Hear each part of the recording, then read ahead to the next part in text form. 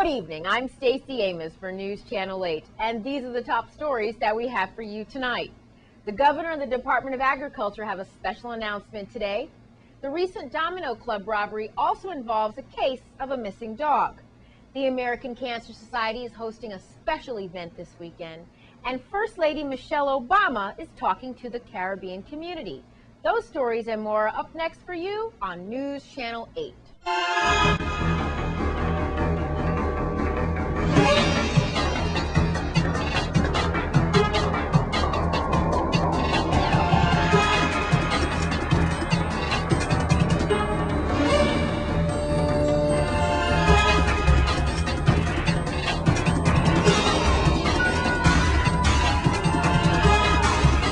In our top story tonight, Governor John DeYoung was on hand for a special announcement from the Department of Agriculture. Let's take a look. Thank you for coming out today to celebrate National Dairy Month with us. But as well, we're not just celebrating National Dairy Month, we're celebrating another good day in our history, another good day forward in the agricultural industry of the territory. As you heard Mr. Nico express earlier, when it comes to history and St. Croix and agriculture, they all go together.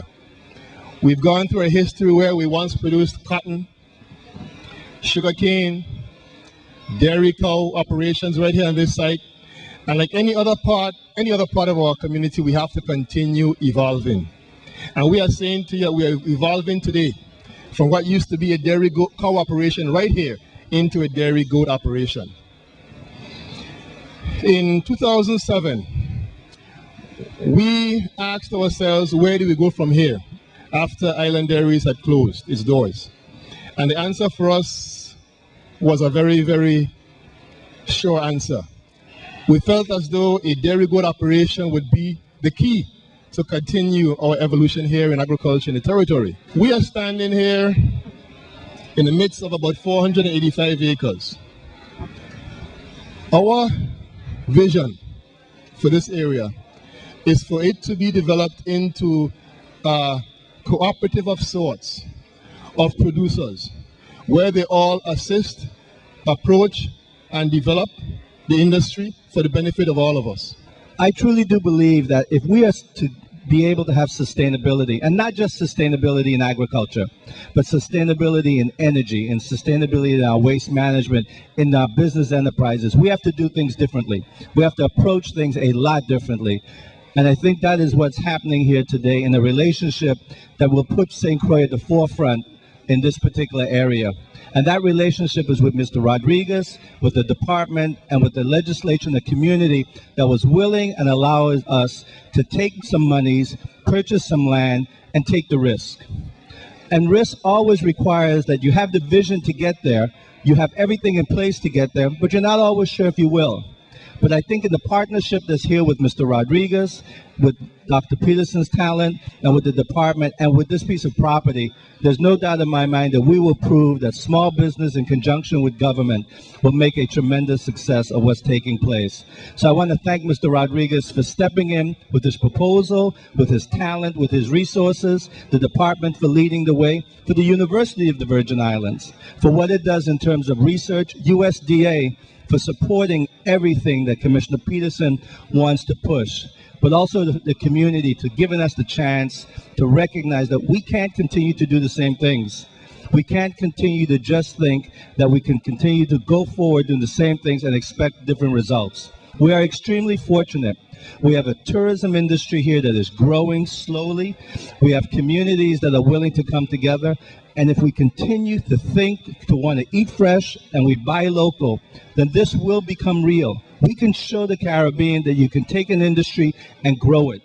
And all it takes is incremental, step by step by step. In other news, we recently reported on a robbery and shooting at the Domino Club over the weekend. But did you know that within that confusion, a dog was lost? Here's the story. The recent shooting of the Domino Club did not include just a shooting and a robbery, but also a case of a lost dog. And we're here with Luke, who was looking for his dog, Arnie, and he was lost during the robbery. So kind of tell us what happened and tell us what Arnie looks like, even though we'll have the flyer up. Well, Arnie is a tan and white pit bull mix that I got from the Animal Welfare Center about a year ago. Half of his face is brown, the other side is white. He's about a year and a half. He's 65 pounds. He's tan on the top, white on the bottom. He has a long tail with a white tip at the end, and he's very friendly. And you had mentioned earlier to me that he may be cut and bruised because he was in the car that was there during the shooting. Yes, after the shooting, and they had carjacked a friend of mine, they ran her car into multiple vehicles, mine being one of them. So my vehicle was pushed forward a few feet, and then additionally, as they were leaving, they were shooting right outside the window of the truck, and I think that's what scared him away. And as he was trying to get away, I think he broke the driver's side mirror, and there was some blood on the car, so he may be cut around his mouth or foot area. I don't know. So Arnie is a pit bull mix. He is lost. He is probably confused, and he's hurt. And if anybody knows, we just love dogs, and I can't imagine being parted from mine, but especially in this series, in this incident, because it was during something that was pretty turbulent, and he's probably very confused. So if you've seen him, please call somebody. Please find Luke here and let him know where he is, because dog is man's best friend, right? Anything else you want to share? There are flyers up all over the island with my phone number on it. My name's Luke. You can call me if you see my dog, or if you have seen him. My number's 340-201-0024. He's my best friend. I take him everywhere with me. Even if you don't know me, chances are you know my dog. So if you do see him, please call, get a hold of me, get a hold of Norma at the Domino Club. She knows I'm looking for him. Just please help me find my dog. Now, I spoke to St. Croix's American Cancer Society chairperson, Donna Jones, about a special weekend event. I am privileged to be here with Donna Jones from the American Cancer Society St. Croix unit, who is here to share with us a special event occurring this Saturday right here in St. Croix. Donna, tell us about this first event that we're having. This weekend, we're having our first annual cancer conference. And when I say we, I mean the American Cancer Society. We're flying in some doctors and a nurse from Florida who's coming to share with us about ovarian cancer, prostate cancer, breast cancer, and colorectal cancer. It starts at 8 o'clock. Registration is at 7:30, and I don't mean Crucian time because we are starting on time, and it's going to be at the St. Croix Curriculum Center. So I'm really hoping that the public comes out. Tell us about the doctors and the kind of presentation that you're going to have at this event. Okay, Dr. Larcotta will be presenting on colorectal cancer and on breast cancer, and Dr. Chris, he will be presenting on prostate cancer and breast cancer. We'll be having one more presenter also. Her name is Audrey Brown. That's one of our own, and she will be talking with us about using laughter and humor to combat illnesses. So please do come out. And we say thank you so much to all of our sponsors, because it took a lot of people's help to put this together. So thank you so much to all of our sponsors, and please come out. This is not an event that's just for people who have had cancer, because I think one of the statistics that I read is one in 6 people have cancer. So whether you have it yourself or somebody's dealing with it, cancer affects all of us. So we're encouraging not just cancer survivors or people who are prone to cancer or have cancer. We're asking for family support and friends to come out to this event and learn more about how you can better understand preventative methods. Am I right? And that is so true, because cancer touches all of us at one time or the other, in one way or the other. And in terms of touching us, what the American Cancer Society did, we did an essay contest. And we did it for the junior high and the high school levels, because we wanted to know how cancer affected the students. And we know it touches so many people. And we had quite a bit of feedback. We got some wonderful stories, and we selected 2 winners, not 1, 2. And on Saturday at the Curriculum Center, they will be presented with their laptops. The essays were wonderful. Phone number again to call if anyone has any questions? 201-8264. 778-2882. And we thank Donna Jones for being here at the American Cancer Society. Don't forget, this Saturday, the 30th of June, at the Randall Doc James Racetrack is BCJ Promotions presents More Love, More Unity, More Blessings concert with the one and only Gramps Morgan. Reggae music lives. Also performing Pressure Bus Pipe, Batch and Dub Roll Band, and his own son, Jameer Morgan. Coming up, Michelle Obama has a conference call with Caribbean Americans. We'll tell you more in our Caribbean Report. That's next. This is News Channel 8. This is News Channel 8. Now here's your news from around the Caribbean region.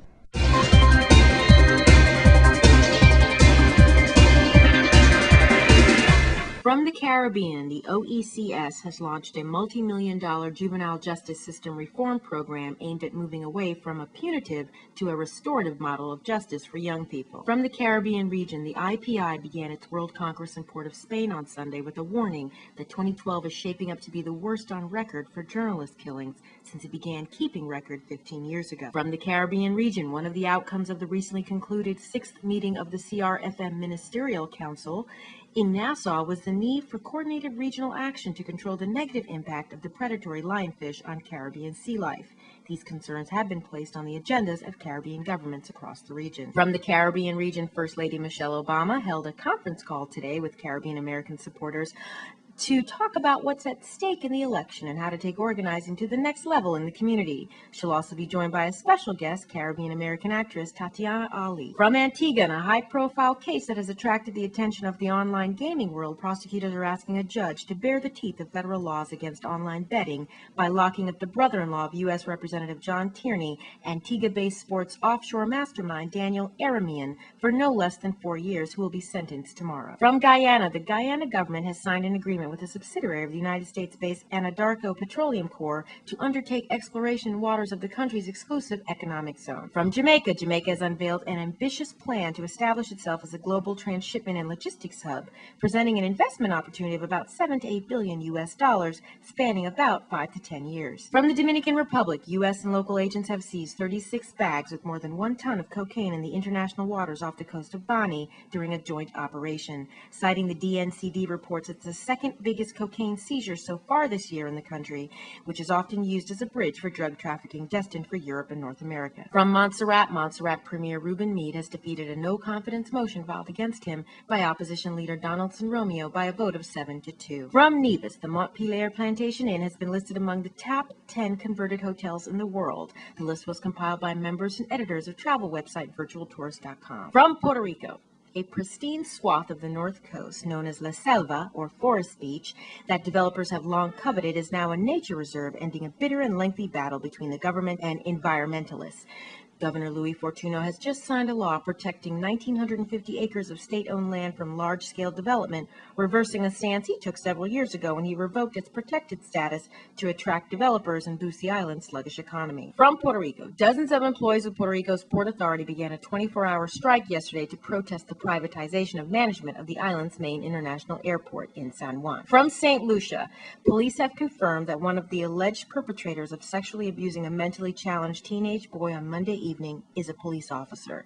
The incident, which occurred, has caused outrage among residents, and Police Commissioner Francois says if there is any evidence found against the officer in this case, that he will, like any other member of the public, face prosecution. And in your cricket update, the embattled West Indies team has touched down in Fort Lauderdale, Florida, to begin preparation for their 2 historic 2020 internationals against New Zealand, which begins on Saturday, June 30th.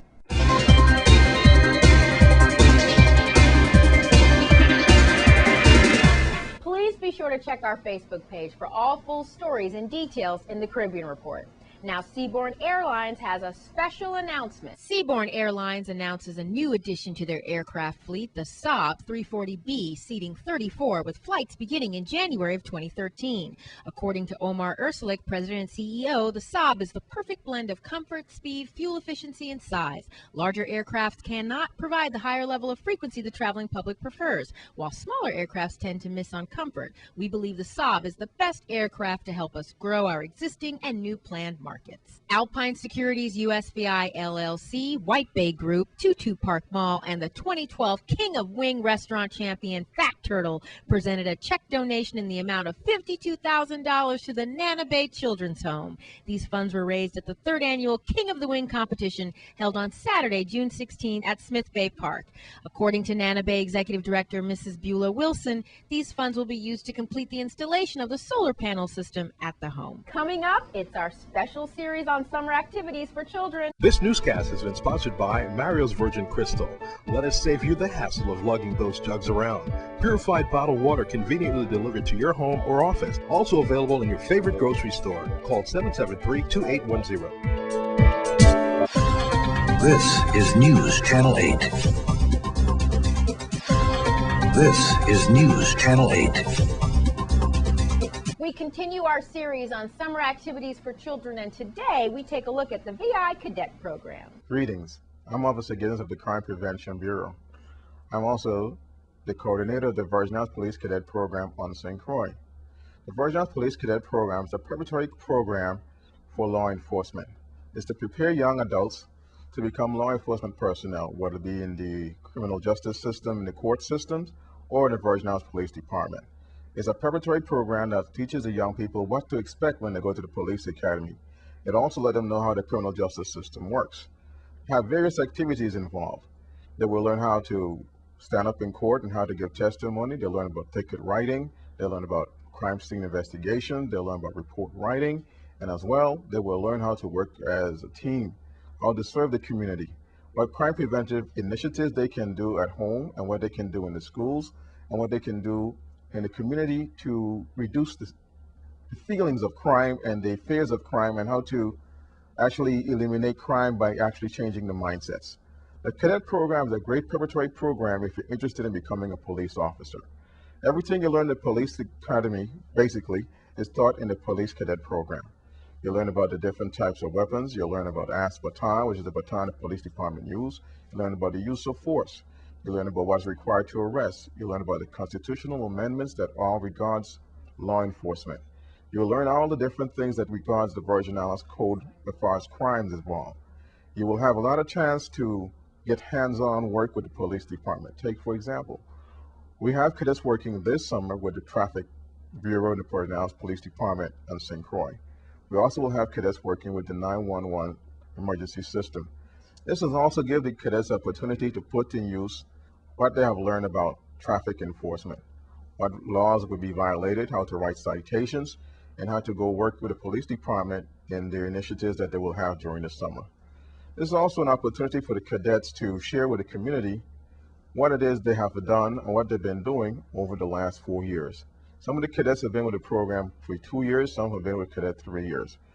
This is a chance now for the community to see how good it is to be a police cadet, the benefits that could be obtained by being a police cadet, the preparatory program that is there for cadets to be a member of the law enforcement community starting early. With all this information you gain as a police cadet, you'll be able to join the police academy at an earlier age. You will also be able to get through the police academy far easier because you'll have heads-up information of what to expect in the police department. This will also give you the chance to intermingle, interact, and get the officers to know them in advance and know what to expect from them. This will also give the chance for the officers to see what it is they can get out of the cadet program by working with the cadets. I urge young people between the age of 16 through 19 that are interested in becoming members of the Police Cadet program to contact me at the Rainbow Building, which is located in Hannah's Rest at the police station, and come get an application. Application will be available between the hours of 8 to 4, Monday through Fridays. And if you want to join us at our training sessions, you can meet us at UVI on Thursday through Friday, 4 to 6:30 p.m. at the Extension Service. On Saturdays, we'll be at the University of the Virgin Islands from 8 to 4 p.m. Again, if you want to be a member of the Police Cadet program, you need to also not have a criminal record and no problems in school. A grade point average of 2.5 is necessary. Please contact us, join us, come be part of the fun.